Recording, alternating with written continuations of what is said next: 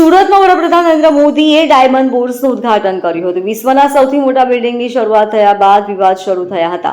Chairman Vallabh લાખાણીએ કંપનીનું તમામ કામ મુંબઈથી સુરત ખસેડ્યું હતું। ત્યારબાદ ફરી તેમણે અમુક કામ શરૂ કર્યા હતા જ્યારે તેઓ ચેરમેન હતા, પરંતુ કોઈક કારણોસર તેમને પદેથી હટાવી જવાની વાત કર્યા બાદ મીટિંગ યોજાઈ અને તેમાં રાજ્યસભાના સાંસદ અને ઉદ્યોગપતિ ગોવિંદ ધોળકિયાની હવે બુર્સના ચેરમેન તરીકે પસંદગી કરવામાં આવી છે।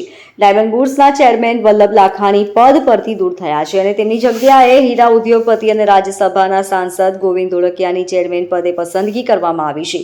ઉલ્લેખનીય છે કે ડાયમંડ બુર્સ મોટો પ્રોજેક્ટ સફળતાપૂર્વક પૂર્ણ કરાયો હતો। વિશ્વ આખામાં સુરત ડાયમંડ બુર્સનો ડંકો વાગ્યો। અહીંથી ખૂબ જ મોટા પ્રમાણમાં ડાયમંડનો ઉદ્યોગ ધમધમતો થશે એવી અપેક્ષા હતી, પરંતુ એકાએક જ મુંબઈના કિરણ જેમ્સના માલિક વલ્લભ લાખાણીએ પોતે ચેરમેન પદેથી દૂર થવાની ઈચ્છા વ્યક્ત કરતા અનેક અટકળો શરૂ થઈ છે। કોર કમિટીની મીટિંગ મળી હતી, જેમાં ચેરમેનના નામની પસંદગી કરવામાં આવી હતી। જૂના ચેરમેન વલ્લભ લાખાણીના રાજીનામાને મંજૂર કરવામાં આવ્યું હતું। ડાયમંડ બુર્સના ઉદ્ઘાટન બાદ બાંધકામ કરનારી કંપની કોર્ટમાં ગઈ છે। મુશ્કેલી બાદ સુવિધાઓ ન હોવાથી હજુ ફૂલ ફ્લેજ બુર્સ શરૂ થયું નથી, જેથી અનેક મુશ્કેલીઓમાંથી હાલ બુર્સ પસાર થઈ રહ્યું છે। ત્યારે નવા ચેરમેન ગોવિંદભાઈ ફરીથી બુર્સની મુશ્કેલીઓ હળવી કરશે કે પોલિટિક્સ રમાશે, તેને લઈ લોકોમાં સવાલો ઊભા થઈ રહ્યા છે।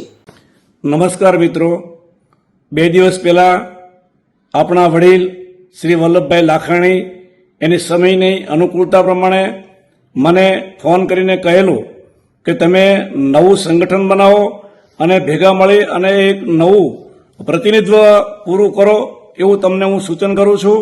મિત્રો, આજે અમારી કોર કમિટી 8 જણાની જે કોર કમિટી છે એ મળી હતી। તેમાં સર્વાનુમતે એક જ અવાજે ગોવિંદભાઈ ધોળકિયા રામકૃષ્ણ એક્સપોર્ટ તેમને ડાયમંડ બુર્સના નવા ચેરમેન તરીકે નિયુક્ત કરવામાં આવી છે। તેમની આગેવાનીમાં આખી તમામ નવી કમિટી બની અને એક જોમ સાથે ડાયમંડ બુર્સને સફળ કરવા માટે પ્રયત્ન કરવામાં આવશે। અને મિત્રો, 4200 સભ્યો જે એમની મહેચ્છા હતી કે ગમે એમ કરીને ડાયમંડ બુર્સ ધમધમતું થાય અને અમારો બિઝનેસ અહીંયા કારોબાર શરૂ થાય, એ હવે સાથે મળીને આપણે વધારે મહેનત કરી અને સફળ કરવા માટે પ્રયત્ન કરીશું। ભારત માતા કી જય। Bureau report, LK star news, Surat.